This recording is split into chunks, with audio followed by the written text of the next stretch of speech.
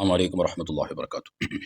ബഹുമാനമുള്ള മുഅ്മിനീങ്ങളെ, പരിശുദ്ധമായ ഖുർആനിൽ അല്ലാഹു റബ്ബ് സുബ്ഹാനഹു വതആല പറയുന്നുണ്ട്, വലാ തകൂനു കല്ലദീന തഫറഖു വഖ്തലഫു മിൻ ബഅദി മാ ജാഅഹുമുൽ ബയ്യിനാത്ത് വഉലൈക ലഹും അദാബുൻ അദീം. യഹൂദി നസാറാക്കൾ അവരുടെ അമ്പിയാക്കൾ പഠിപ്പിച്ചതായ ആശയങ്ങളെ വിട്ട് അവർ പല പ്രസ്ഥാനങ്ങളുമായി പല പാർട്ടികളുമായി അവർ ചിന്തിച്ചിതിരിപ്പോയി. അതുപോലെ നിങ്ങളാകരുത്. അങ്ങനെ അഹ്ലുസുന്നത്തി വൽ ജമാഅത്തിൻ്റെ ആ പരിശുദ്ധമായ ബാന്ധാവിനെ വിട്ട് വ്യതിചലിച്ചവർക്ക് ശക്തമായ ശിക്ഷയുണ്ട് എന്ന് പരിശുദ്ധമായ ഖുർആനിൽ അല്ലാഹു റബ്ബ് സുബ്ഹാനഹു വതആല പറയുന്നുണ്ട്. സൂറത്ത് ആലി ഇമ്രാൻ്റെ 105-ാമത്തെ ആയത്ത്. അതിൻ്റെ അപ്പുറം അല്ലാഹു പറയുന്നത്, യൗമ തബിയദ്ദു വുജൂഹും വതസ്വദ്ദു വുജൂഹ്.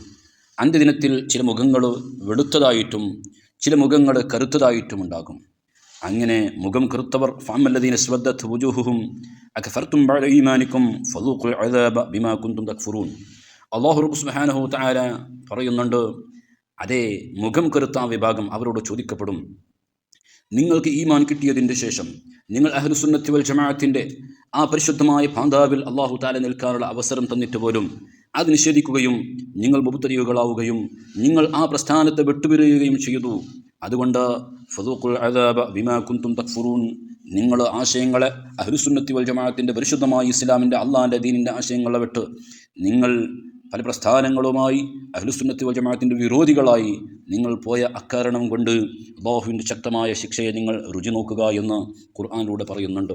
എൻ്റെ പ്രിയപ്പെട്ട സുഹൃത്തുക്കളെ, ഇവിടെ നാം മനസ്സിലാക്കേണ്ടത്, ഈ ആയത്തിനെ വിശദീകരിച്ച് പണ്ഡിതന്മാർ ഈ മുഖം കറുത്തവർ മുബ്തദികളാണെന്ന് പറഞ്ഞവരുണ്ട്. അവ മുഖം കറുത്തവരിൽ എല്ലാ കാഫിരീങ്ങളും പെടും. അക്കൂട്ടത്തിൽ മുബ്തദികളാകുന്ന ഇന്ന് കാണുന്ന സലഫികളും ജമാഅത്തെ ഇസ്ലാമും തബ്ലീഗ് ജമാഅത്തും കള്ളത്വരീഖത്ത് എന്ന പേരിൽ അള്ളാഹുവിൻ്റെ ഔലിയാക്കളെ ചീത്ത പറയുന്ന, അള്ളാഹുവിൻ്റെ ഔലിയാക്കൾക്ക് ഇല്ലാത്ത വിശേഷണങ്ങൾ നൽകുന്ന ഈ കള്ളത്വരീഖത്തിൻ്റെ ആൾക്കാരും പെടും. അതുകൊണ്ട് ഇത്തരത്തിലുള്ള ആൾക്കാരെ നാം സൂക്ഷിക്കേണ്ടതാണ്. ബഹുമാനപ്പെട്ട ഇമാം ബഗവി റളിയല്ലാഹു അൻഹു പറയുന്നുണ്ട്, ഈ കറുത്ത മുഖം എന്ന് പറഞ്ഞാൽ അവർ മുബ്തദികളാണ്. അഹ്ലുസുന്നത്തി വൽ ജമാഅത്തിൻ്റെ ആ പരിശുദ്ധമായ ആശയങ്ങളെ അതേ ദുർവ്യാഖ്യാനം ചെയ്ത് ഇല്ലാത്ത ആശയങ്ങളെ പ്രചരിപ്പിക്കുന്നവരും യഥാർത്ഥ ആശയങ്ങളെ മറച്ചു വെക്കുന്നവരുമാണ് എന്ന് ഇമാം ബഗവി റളിയല്ലാഹു അൻഹു തഫ്സീറിൽ പറയുന്നത് കാണാം. എൻ്റെ പ്രിയപ്പെട്ട സുഹൃത്തുക്കളെ, നാം മനസ്സിലാക്കണം, മുബ്തദികൾ എന്ന് പറയുമ്പോൾ ഇന്ന് ചിലപ്പോൾ സുന്നികളിൽപ്പെട്ട പല ആളുകളും മുബ്തദികളെ അവർ മുസ്ലിമല്ലേ, അവർ എന്തിനു നാം ആക്ഷേപിക്കണം ചോദിക്കുന്നവരുണ്ട്.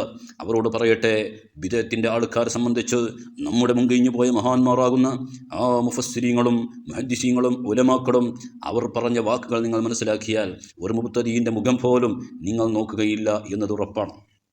ഇമാം റാസി റളിയല്ലാഹു അൻഹു പറയുന്നത്, ഈ നേരത്തെ ഞാൻ ഓതിയ ആയത്ത് ഓതിക്കൊണ്ട് ഇമാം റാസി റളിയല്ലാഹു അൻഹു വിവരിക്കുന്നു, എല്ലാ ബിദഅത്തിൻ്റെ അഹ്ലുകാരും യദ്ഖുലൂന ജഹന്നമ, അവർ നരകത്തിലേക്ക് പ്രവേശിക്കുന്നവരാണ്. അവർക്കൊരു ഇളവും അല്ലാഹു റബ്ബ് സുബ്ഹാനഹു വതആല നൽകുന്നില്ല.